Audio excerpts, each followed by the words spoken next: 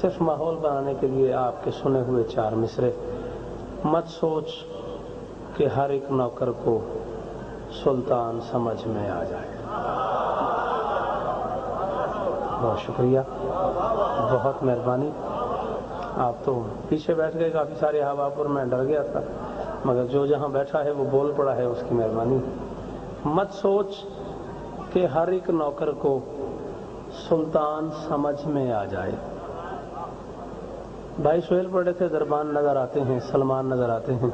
مجھ سے اس کافیے سے میرا دل بن گیا. سلطان کا تعارف بھی اللہ نے قرآن میں اپنے حبیب سے خود کروایا. مہربانی. حبیب سے فرمایا محمد احمد محمود، چونکہ تمہیں مانگنا نہیں آتا، تمہیں صرف دینا آتا ہے. بولو نا، سننے والے لوگ ہو. آخری شب ادا ہے، آخری شب گریہ ہے، پتہ نہیں اگلے سال کون ہے کون نہیں. مجلس کی رونق بنا کرو. حبیب چونکہ تمہیں مانگنا نہیں آتا، تمہیں صرف دینا ہی آتا ہے. تم جس گھر سے تعلق رکھتے ہو اس گھر کے لوگوں کو مانگنے کی عادت ہی نہیں. تم میں سے کوئی بیضۃ البلد ہے، کوئی کلید بردار کعبہ ہے، کوئی ہاشمیوں کی عزت ہے، کوئی قریش کی غیرت ہے، کوئی روٹی کو شوربے میں ڈبو ڈبو کے ٹکڑے بنا بنا کے کھلانے والا ہے. تم بھوکوں کو روٹی کھلانے والے ہو، پیاسوں کی پیاس بجھانے والے ہو، فقیروں کو غنی کرنے والے ہو. ٹھیک ہے، جو سمجھے وہ بولیں. فقیروں کو غنی کرنے والے ہو. دیکھیں کراچی میں کتنی دیر لگ گئی اسے ایک جملے تک پہنچنے میں آپ کو. ہاں، تم بھوکوں کو روٹی کی مہربانی بھیا، تم بھوکوں کو روٹی کھلانے والے ہو، پیاسوں کی پیاس بجھانے والے ہو، فقیروں کو غنی کرنے والے ہو، ننگوں کو لباس دینے والے ہو، بے اولادوں کو اولاد دینے والے ہو، غلاموں کو سردار بنانے والے ہو، غلاموں کو سردار بنانے والے ہو، رگہائے ذرات میں نظام شمسی کا لہو دوڑانے والے ہو. پہلا مشکل مصرع لیاقت پڑھا ہے آج کی پوری مجلس میں 10 منٹ میں. پہلی مشکل بات کی ہے میں نے، بندے چپ ہو گئے. رگہائے ذرات میں نظام شمسی کا لہو دوڑانے والے ہو. میرے حبیب تمہیں مانگنا آتا ہی نہیں ہے، تمہیں صرف دینا آتا ہے. اس لیے میں اللہ یہ کہہ رہا ہوں کہ تم مجھ سے مانگو. کیا مانگو؟ وَاجْعَلْ بن لدن کا سلطان النصیرہ. مجھ سے ایک ایسا مددگار مانگو جس کی پشت کو میدان جنگ میں چشم بشر نے کبھی نہ دیکھا. بولو یار، بولنے والے بندے مہربانی کرو. بہت شکر گزار، بہت مہربانی. ہر اس بندے مہربانی بھیا، بہت شکریہ. جو بندہ اس ترجمے پہ بولا اس نے احسان کیا مجھ پہ، بہت شکریہ. لیاقت بھائی جان ایک بات کرنے لگا ہوں، توجہ چاہوں گا. جس کی پشت کو میدان جنگ میں چشم بشر نے کبھی نہ دیکھا ہو. اور یہی وجہ ہے کہ جب علی و بطول کا ظاہری عقد ہوا ہے نا، شاباش یار، کمال لوگ بیٹھے ہوئے. میں ایسے ڈرا ہوا تھا ذیشان صاحب، میں تو کہہ رہا تھا بندے نہیں بولیں گے، مگر یہاں تو معاملہ بالکل الٹ ہے. ہاں واہ واہ، جیتے رہو بیٹا.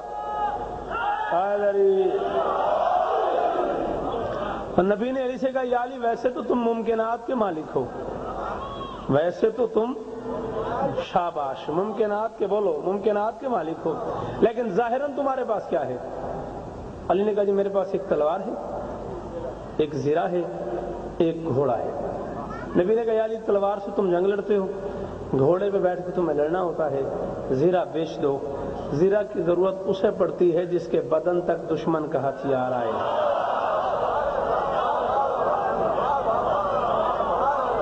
ہائے ہائے ہائے ہائے، سارے بولنا ہائے. زرہ کی ضرورت اسے پڑتی ہے جس کے بدن تک دشمن کا ہتھیار پہنچے. ہائے، یہ ہے سلطان.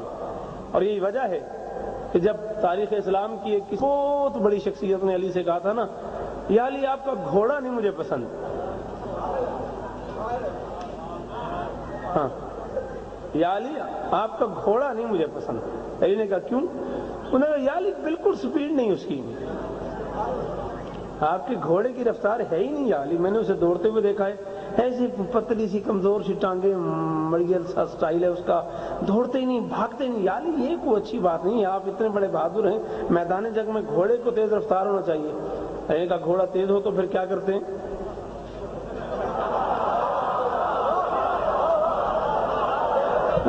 اب اور کیا پڑھا جائے لیاقت بھائی؟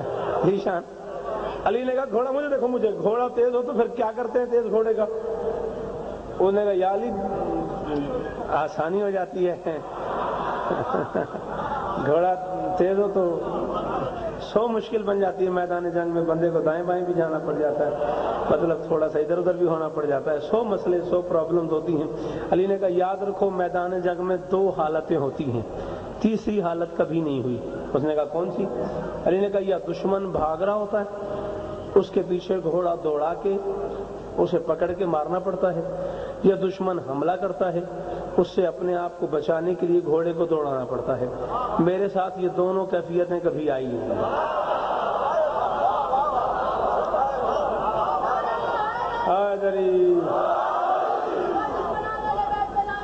بے شک میرے ساتھ یہ دونوں حالتیں کبھی آئی نہیں، ایسا کبھی ہوئی نہیں کہ مجھ پہ اتنا بڑا حملہ ہوا ہو کہ مجھے بھاگنا پڑے۔ فرار میں ہوتا نہیں ہوں، اس لیے مجھے تیز رفتار گھوڑے کی ضرورت نہیں ہے۔ دشمن کو میں نے کبھی بھاگنے نہیں دیا۔ فرار میں ہوتا نہیں ہوں کہ میں تیز رفتار گھوڑا رکھوں، دشمن کو میں نے کبھی بھاگنے نہیں دیا۔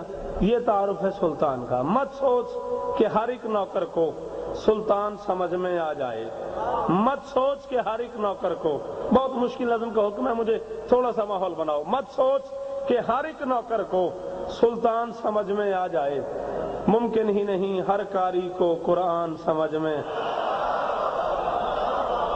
اور جوان بولو یار، مہربانی کرو۔